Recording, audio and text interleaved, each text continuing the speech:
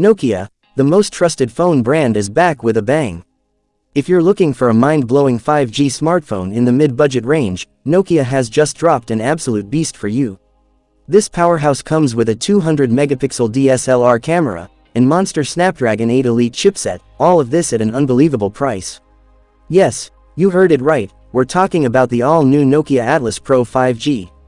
So, if you're excited to get your hands on this phone, stick around till the end, because in this video, we'll reveal its fully leaked specs, price, and launch date. Let's dive in. Features of Nokia Atlas Pro 5G. Display. This beast flaunts a massive 6.8-inch Full HD Plus Super AMOLED display, with a 1.5K resolution, making every frame pop. That's not all, it also packs a 120 Hz refresh rate, and a 390 Hz touch sampling rate, for buttery smooth scrolling and gaming. And yes, it comes with an in-display fingerprint sensor, and IP68 rating for that extra durability. Camera setup. Get ready to capture stunning, ultra-detailed shots with its triple camera setup. The star of the show, a 200-megapixel primary sensor.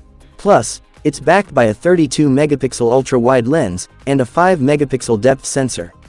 And for selfie lovers, a crisp 50-megapixel front camera, that'll make your Instagram game stronger than ever. Performance. Under the hood, this phone is a beast.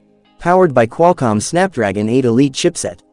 Whether it's hardcore gaming, multitasking, or heavy-duty apps, this phone handles everything like a champ. And guess what? It runs on the latest Android 15 straight out of the box.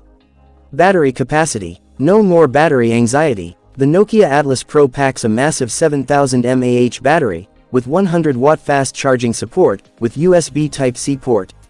Say goodbye to charging breaks.